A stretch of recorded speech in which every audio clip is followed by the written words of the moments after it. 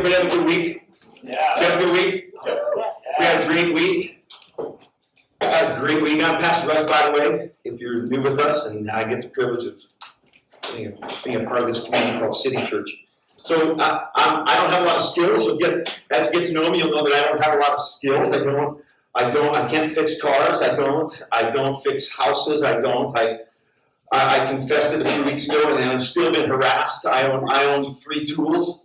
In a toolbox, I have a box. I have 3 tools. I have a hammer and a screwdriver that's flat, and a screwdriver that's like this. And that's what I have. And so this week, just to kind of tell myself, we have a toilet that I don't know another name for it. I said it runs. It just makes noise. That the water just doesn't stop. So I took a video of it, and I went to a store I don't belong in, Lowe's. I went to Lowe's. And I don't belong in Lowe's. I walk into Lowe's, and the guy in front of me is full Carhartt pants and coat and hat, and he's got a big silver thermos mug thing. And he walks in, and he walks in the door of Lowe's, and he just kind of goes,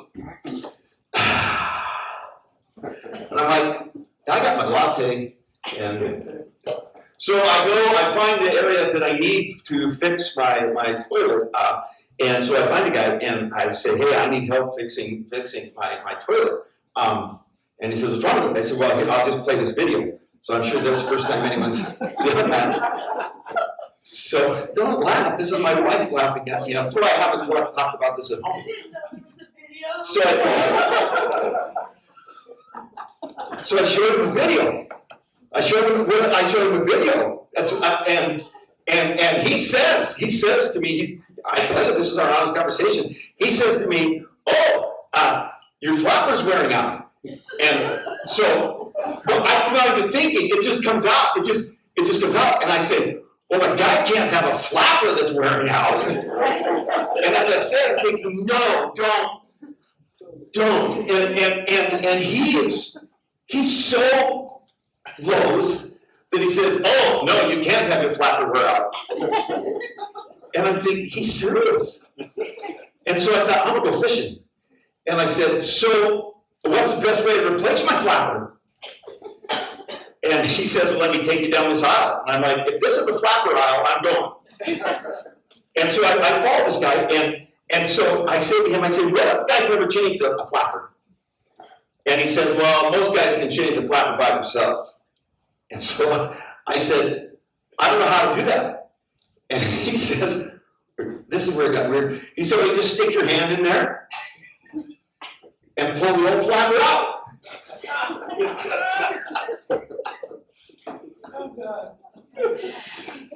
So I said, what if your hand gets stuck in there? And he says, you don't do a lot of housework, do you? No. Hands me my flapper and walks away. So now I had a good week. I conquered Lowe's, and the toilet doesn't do what it was doing. I can bring you a video. It's quiet. Toilet works. So yeah, it was a good week. I didn't call Kevin, and I did it by myself. So 6 months later. 6 months later, my wife just said 6 months later. Okay. So yeah, we had a great week. Got to share at Spirit Life here on campus on Wednesday. It was a phenomenal opportunity, and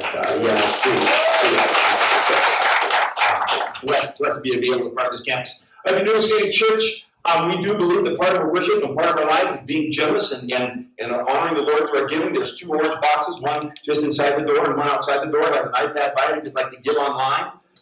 There's some envelopes available to you as well if you'd like to be discretionary. So we believe in being generous, and we believe in giving and honoring the Lord. So I encourage you to sow seed. This is good soil to sow seed in. Next week, I want to talk about next week very quickly, and then we're going to get into the Word. You might want to grab your Bibles and turn into Luke 15. Next week, we practice the last Sunday of every month. We practice what we call Pizza with the Pastor. And it's right after service. We have pizza. We just hang out, and you get to kind of know mine and Tracy's story, and we get to know your story. And it's kind of a next step on being a part the community of City Church, and it's right outside these doors. So I do need you to go online, citychurchaz.com, citychurchaz.com, and let us know that you'll be coming to Pizza with the Pastor to make sure that we have enough pizza for everyone. That's next Sunday right after service, citychurchaz.com. Encourage you to come. Just check it out, let you know really who we are. So we're on a journey. We started last week. We're calling this journey Daring Faith. And just daring each other to have greater faith. And really daring to get a broader picture of what faith looks like. And through that, we're committed to City Church. We're committed to the Bible. We're committed to Jesus and his story. We're committed to not just coming in here and singing mass karaoke, but we're committed to living his story every day. We're committed to bringing heaven to earth every day, not just Sunday. And that's super important that you know that as City Church as you journey with us. We're going to look at Luke 15. It's one of my favorite chapters in the Bible. It might be my favorite chapter in the Bible. Every time I read it, I get something fresh from it, and I wanted to use it today to perhaps increase our faith, to dare us to have greater faith. But I want to take us down a different road than probably we've been down before. Leading up to Luke 15, Luke 14, even 13 and 14, it says Jesus is boogieing around, and he's headed for Jerusalem. It's talking about he's going to Jerusalem, and he goes through a lot of towns and villages, and he's doing some healing and some teaching, and he finally hits Jerusalem, and there's in chapter 14, he kind of talks about, man, Jerusalem, you just aren't ready for me. I really wish you were. And he kind of laments over Jerusalem not being prepared for him to show up. And then chapter 14 concludes. Sometimes I understand why there's chapters and verses in the Bible because it helps us make reference of where we are. But sometimes I wish they weren't there because it breaks the thought up. And so 14, I really come to a conclusion where Jesus starts saying, this is the cost of discipleship. This is what it's going to look like if you're really going to be one of my boys. This is what it's going to cost you.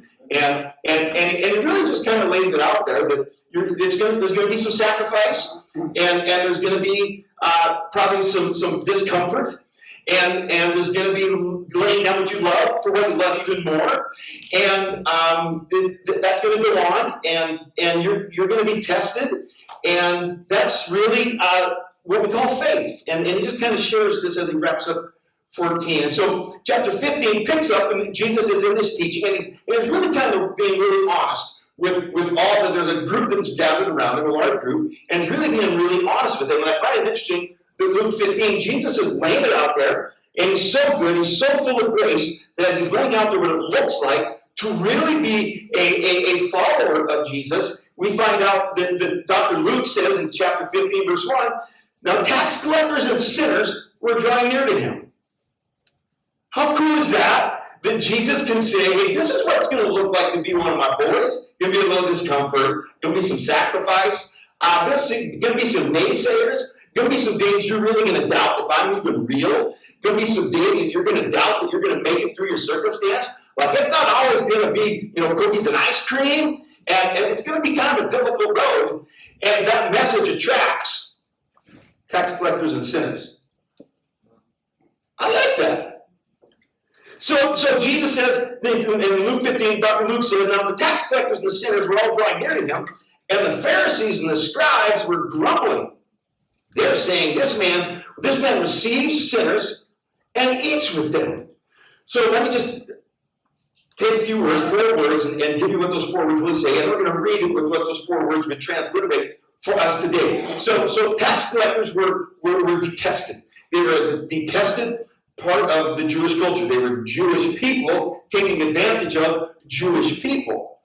And they were allowed by the Roman government that you could tax X amount of dollars, and anything above that you can keep. And so they were extorting people. This is what we have to give to the Romans. This is what I put in my pocket. And they were a detested group. And then also Dr. Luke tells us that there were sinners. Sinners really transliterates into the most vile of the community.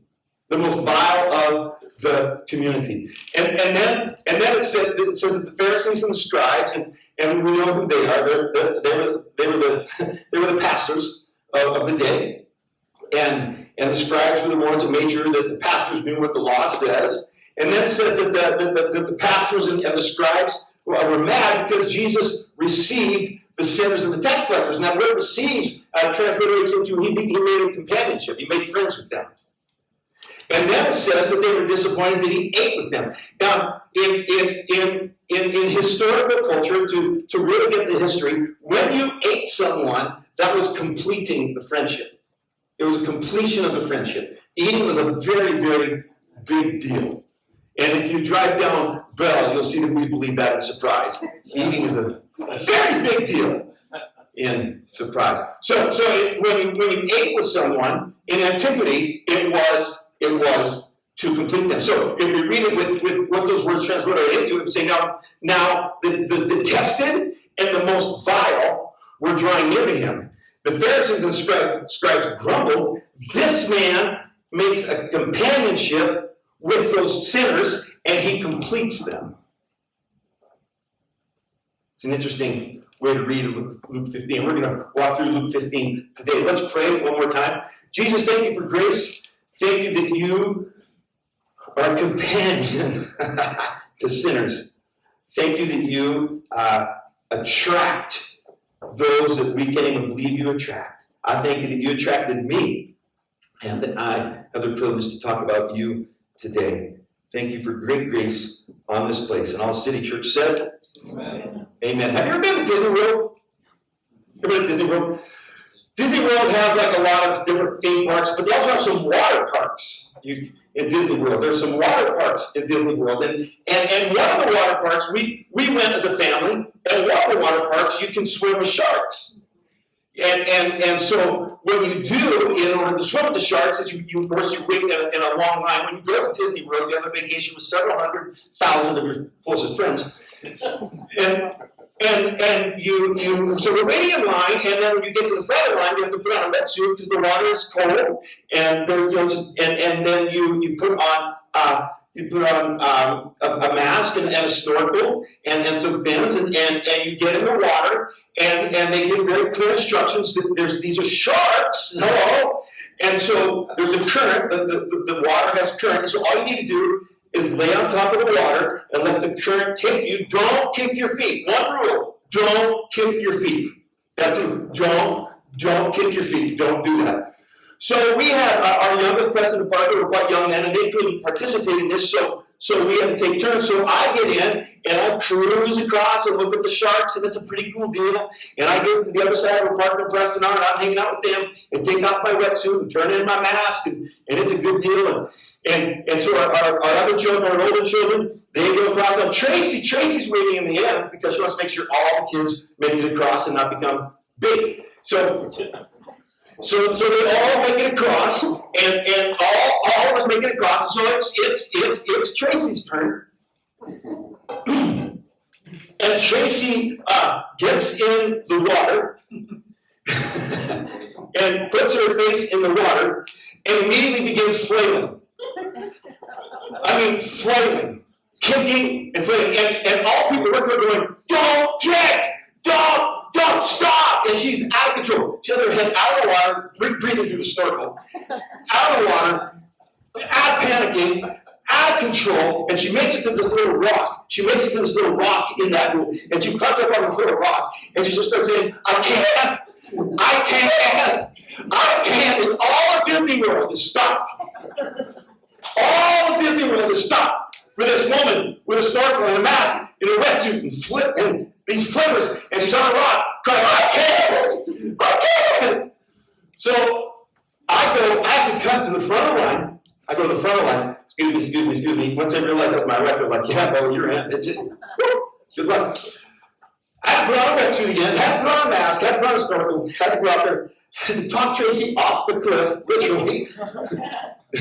She's like, I'm not, like, what are you going to live here? I mean, you have to, you can't stay here. And she's like, it's a good plan, I'm here. I'm going to stay on this rock till ever. And so I finally coax her off the rock, and of course, as soon as she hits the water, her feet start going, and they all start yelling, don't kick! Do not kick! Because you don't want to become bait. And so we finally make it to the other side. Tracy is out of control. I thought she was gonna have a seizure. This girl could not deal with it. Here's the point. What's the point? Why are we telling this story? Well, because I just want to fight with my wife this afternoon. So,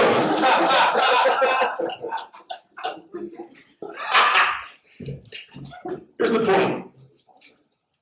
What if she had just believed what she was told in that moment?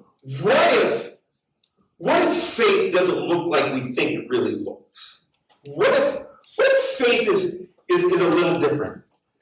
Jesus completes what's called sinners and tax collectors. Don't we all, let's not throw rocks at the Pharisees and scribes, don't we all sometimes get pharisaical? Don't we all sometimes wonder if that person's really in? Have you seen their behavior? I don't know if they're in. I don't know if they're in because they didn't have the experience I had when they got in. Like I had this supernatural experience, and now I know that I'm in, but I'm not sure they're in because they didn't get in the same way that I got in. So if they're in, I'm not sure I'm in. So we need to talk about this because that doesn't look like in to me. Like we start questioning our inness, and I'm more in than you are. But if we really look at what the Bible says, I don't think that we can take that stance. What do we do with the scripture where the four guys drop their friend through the ceiling? The four brothers drop the dude through the ceiling, drop him in front of Jesus, and what's Jesus say? Crazy statement. He looks at the dude who's paralyzed, and he says, you know what? Watch this, you can read it in the Book of Mark. Because of your friend's faith, you're saved. That doesn't fit some people's theology. What if Jesus is as good as he says he is?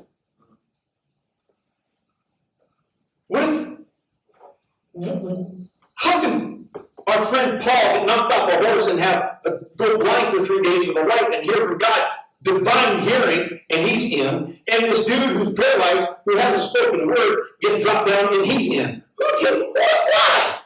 What if Jesus is as good as he says he is? What if the Pharisaical position doesn't really validate our faith, it questions our faith?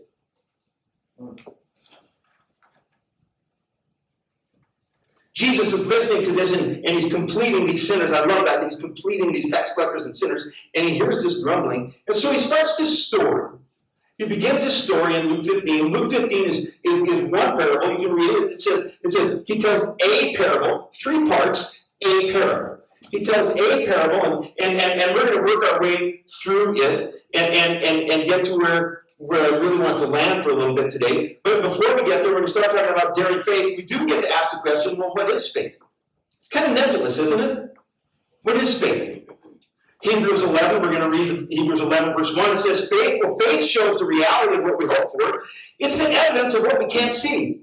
I'm not sure I know how to wrap my mind around that. Let's be honest. Let's be real in here. That describes faith, but what is faith? How do I know if I have faith? How do I know if you have faith? Or you just have lip service? How do I know? I dare you today to enlarge your faith by asking the question, what if Jesus is as good as he says he is? Verse 2 of Hebrews says this, through their faith, get that? It's a group. It's a community. Through their faith, not his or hers or it's through a community. Through their faith, the people in the days of old earned a good reputation.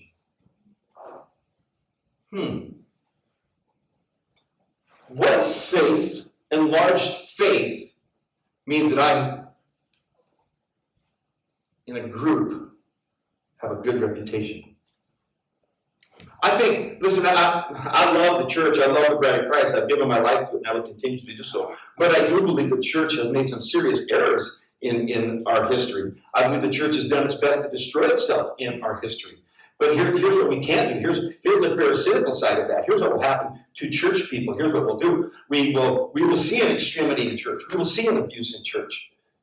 We'll see the abuse of what's called eldership, and which is really just control, or the misuse of finances, or an adulterous affair. We'll see those, and so what we will do is we'll say, that's it, I'm done. But it's the only part of life that we do that.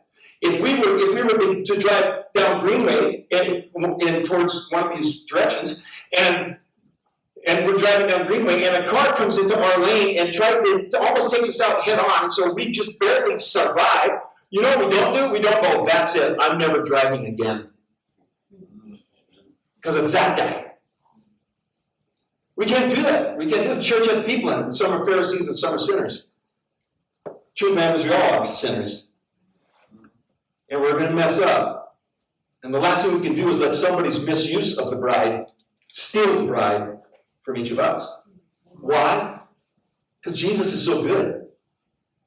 He still loves that person that messed up. Can you believe? I've said it for the last few months, and I've had people say to me, I have a hard time with that. And I'm glad you have a hard time with that. Can you believe, can you really own this? Can you own that Jesus loves the parts of you that's a liar? He loves the part of you that's a cheater. He loves the part of you that's full of anger. That's the parts that he died for.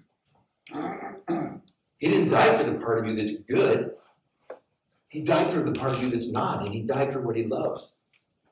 What if he's really as good as he says he is? I don't think we can ever put on the Pharisaical hat. If we're honest. What if faith, really to be faith, is not lived out alone? We read that in Hebrews, that they, in community, have a good reputation. What if faith was family? What if faith was not a program or a destination? What if faith is doing life together? Disagreeing with each other and still loving each other at the end of it. Agreeing with each other and perpetuating the message that you agree on. What if faith wasn't meant to live alone? What if we really live the words we say all the time? Are you part of the faith community? I'm not really sure how to answer that. Are you part of a faith community? No, we're a group of people that don't believe.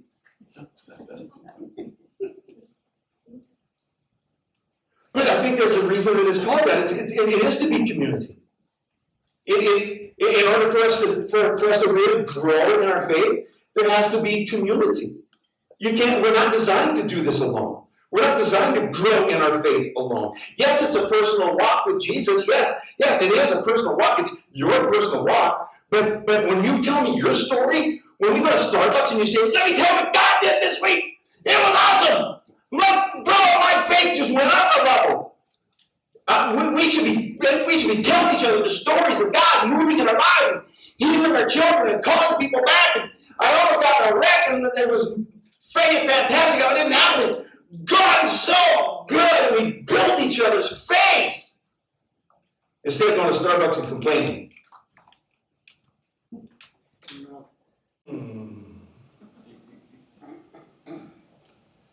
As I've been putting this together and even studying this week, I think faith is an organism. I think it's a growing, sacrificing, morphing mission to help us follow Jesus. I have different faith today than I had 10 years ago, 5 years ago, 1 year ago. My faith looks different today. But it's not because just of me. It's growing with you. It's life. It's community. It's sitting down and hearing stories, and it's linking arms and walking through difficulty together. It's going to Mary and praying for John and walking through that together and doing a wedding for Katie. Freddie doesn't care, but for Katie.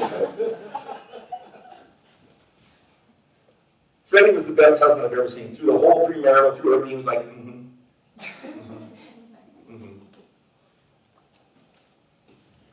She told him at the rehearsal, you better cry. And he did. He's like,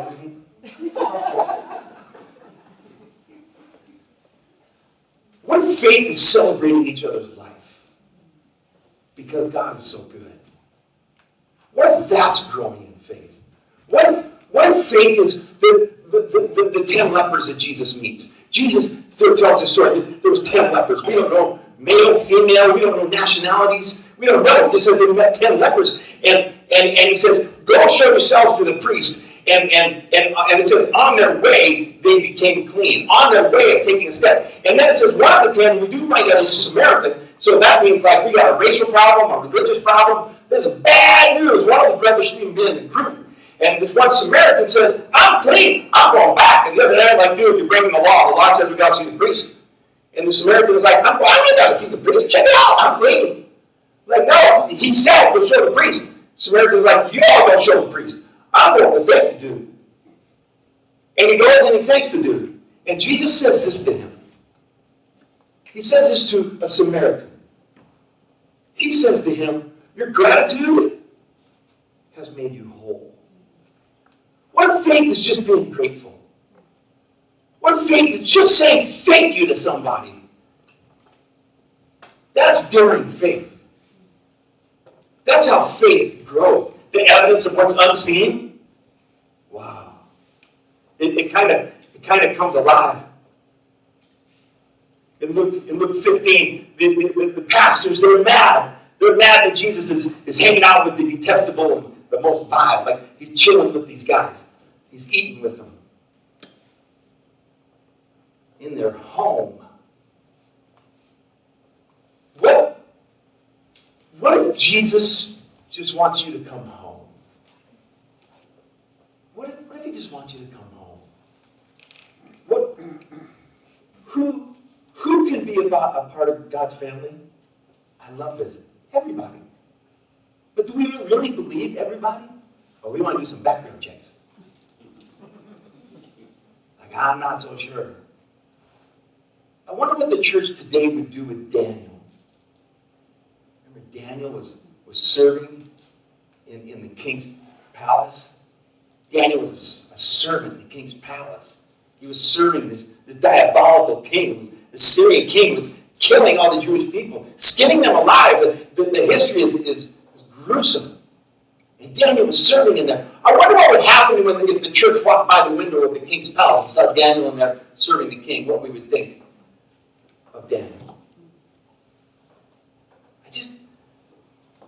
I love that everybody can be part of it. Luke 15, Jesus starts out, and the story starts out where he was surrounded by these people, and he tells his parable, 3 parts. The first part is about a shepherd had 100 sheep, lost one. The lady had coins, she had 10 coins, she lost one. And then there concludes the father who had 2 sons. One man begins with the man, he had 100 sheep, he realizes he's lost one. It says that he left the 99. He left the 99 to go get the one. He left the 99. Does that make any sense? He just leaves him. But here's what he does. He leaves him, goes and gets the one. It says when he finds the one, he rejoices. The one that wandered off, he rejoices. Listen, in this life, sometimes we just wander off. We don't do it intentionally. We just kind of look down, we're grazing through life. We're just, this patch of grass looks good, this looks good, and here's something that's fun, and I should probably do this, and then we look up and we're like, where am I? We just wander off. The sheep wandered off.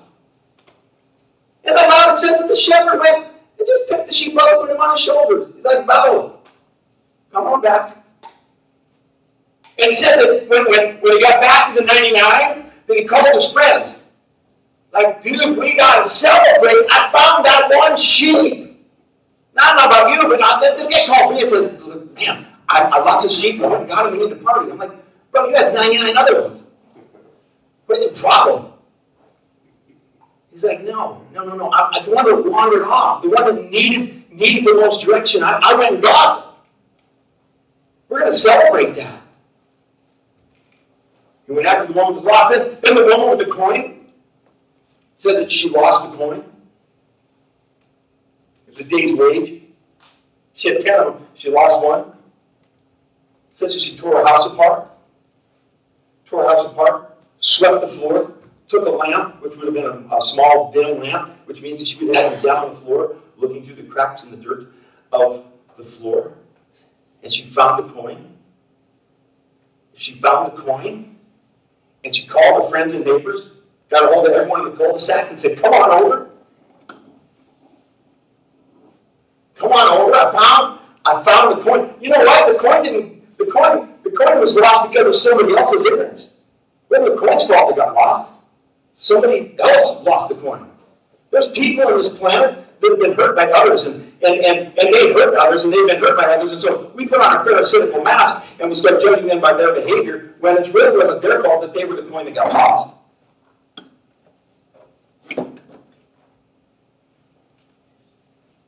What if Jesus is as good as he says he is? To increase our faith. And then there's the dad with the two sons. We're going to read that part in Luke 15, starts in verse 20. It says, the youngest son, the younger of the sons arose and went to his father. I'm going to pick up, I'm going to summarize what we got there. So the youngest son goes to his dad, says, I want my inheritance. Dad says, all right. So he splits his inheritance or his possessions between the youngest son and the oldest son.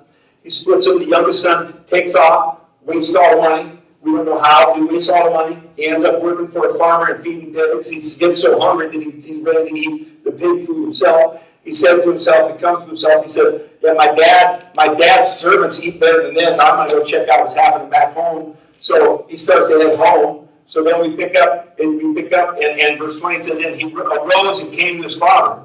But while he was still a long way off, his father saw him and felt compassion and ran and embraced him and kissed him.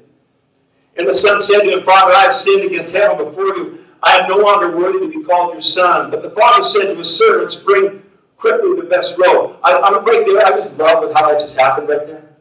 I love that the father doesn't even acknowledge the son's excuse. He doesn't say, yeah, I know, yeah, you're out of order. Yeah, you really messed up, Bo. I'm glad to see you back, but let me tell you something. No, the son comes and he says, Father, I'm really sorry. And the father goes, let's take care of this guy. He doesn't even respond. Such a cool story. But the father said to his servants, bring quickly the best robe and put it on him and put a ring on his hand and shoes on his feet. Bring the fattened calf and kill it and let us eat and celebrate. For my son was dead, he's alive again, he was lost, and now he's found. And they began to celebrate. Now his older son was in the field, and as he came and drew near to the house, he heard the music and the dancing, which I don't know how you hear dancing. How do you hear dancing? And he called one of the servants and he asked what these things meant. And he said to him, your brother has come and your father has killed the fatted calf because he has received him back safe and sound. But he was angry and refused to go in. His father came out and entreated him. But he answered his father and said, Lord, these many years I've served you. I have never disobeyed you. Now let's just stop right there about this son. I have never disobeyed you. However, right now you want me to go in. I'm not going in, so I'm disobeying. But I've never disobeyed you. I've never disobeyed the command that you never gave me a young goat that I might celebrate with my friends. When the son of yours, not my brother, when the son of yours came, who has devoured your property with prostitutes, you killed the fattened calf for him. And he, the father, said to him, Son, you are always with me, and all that is mine is yours. It was fitting to celebrate and be glad, for your brother was dead. He's alive. He was lost. Found. We read that story. In most Christian circles, that story is referred to as the prodigal son. I've been testing people. I've asked many people to define prodigal for me. What do you think the word prodigal means? Across the board, the answers were wayward, lost, rebellious. Those are primarily what I got for answers. Let me give you the definition of prodigal. The definition of prodigal is recklessly extravagant. I think that's the father. I think that story is about the prodigal father, who's recklessly extravagant for you and I. I think throughout those three pieces we see reckless, extravagant. The shepherd, he leaves the 99 for the one. That's not wise. That's not a financially smart decision. Recklessly extravagant to go get the one that wandered off. How about the woman that lost the coin? One day's wage. She threw a party that cost her more than the coin was worth. She threw a party. It cost her about 10 coins. Because she found the one. I think that was a prodigal woman. Reckless extravagance. And then we get to the dad. Read this dad. What's wrong with this dad? All the pieces there. The son comes up. The son says, I've been messing up. The dad doesn't acknowledge. And let's just remember what we just read. The dad says, you know what? Put shoes on his feet. Why? Because slaves didn't have shoes, so they couldn't escape. He said, I'm taking off the label of slavery right now. And I'm giving you the position of son. And then he says, get him the fattened calf. He's been waiting for that moment. Not a fattened calf. Go get the. And the whole family knew it.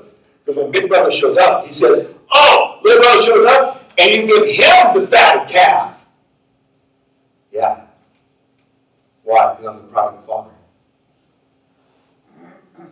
I'm recklessly extravagant. Jesus is all three in this story. He's the reckless shepherd. He's the extravagant woman. And he's the father who would put on shame because of this line when we read that, verse 20. It says, well, the son was still a long ways off. We are surrounded with people that are still a long ways off. And it says that the father ran to him. This is a big deal. He ran to him. This is a big deal. In that day, fathers were distinguished. They were distinguished gentlemen. In antiquity, they didn't run. The father was wearing the robe. He had to pull his robe up, and he had to run. The father had to give up his reputation to go get the one that was still a long ways off.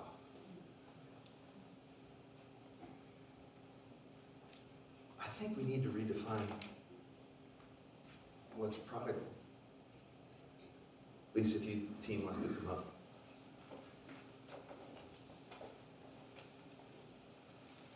In each of these parts of this parable, they all follow a storyline. Something was lost. Something was searched for. Something was found. And there was a party. All three parts. Something was lost. Something was searched for. Something was found. And there was a party. What if daring faith is about going and finding who's lost? What if daring faith isn't a larger blessing? Which I believe faith, we're going to talk about that. Faith brings blessing. Faith breaks heaven open. Faith brings favor in your lives. Faith is a relationship with Jesus. Faith is all of that. But what if faith isn't just all of that? What if faith is a growing organism, and the way that it grows is that we grow together, and we're constantly on the lookout for the one that wandered off, or the one that got lost because of others' abuse, or the one that's still a long ways away. The child, the spouse, the parent. City Church, I want us to be a Hebrews 11:2 people. I want people to be able to say about City Church, they have a good reputation. Because they really think Jesus is as good as he says he is. Doesn't that take the pressure off of us?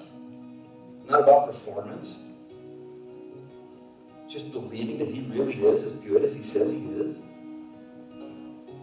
He really does recklessly love. We say this line in church circles. You can't be loved any more than you currently are. And you can't be loved any less than you currently are. And we yes and amen that. What would happen if we really believed that?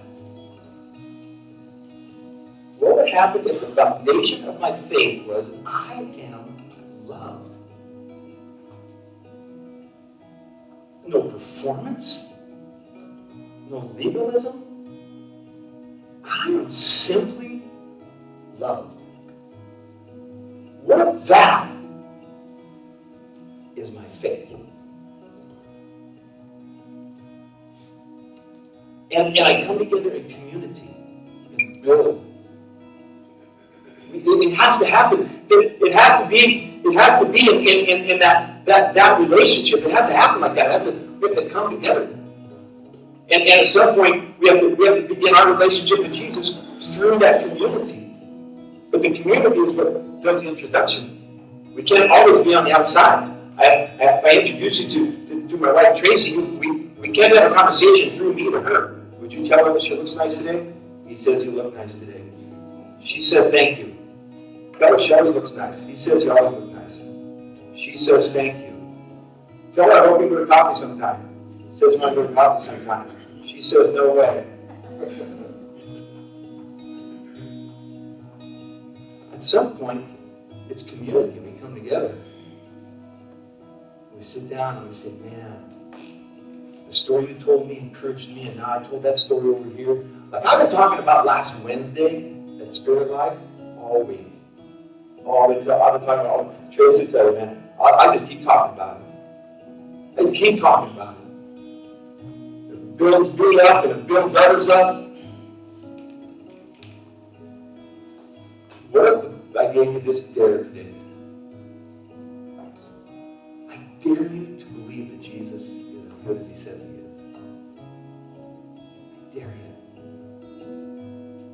I'm going to pray over you in a moment. The band is going to play. But will you accept that dare? Will you really believe that he's as good as he says he is? Will you stand with me? The band is going to lead us through a song. But first I need to pray with you. If you would, just for a moment, you bow your heads and close your eyes. Man, if you're like me, I need a time of confession with a message like this because I'm really good at being the Pharisee and judging others' motives. I'm really good at that.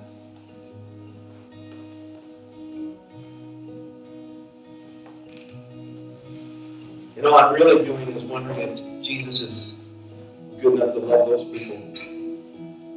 Do I really believe he's good?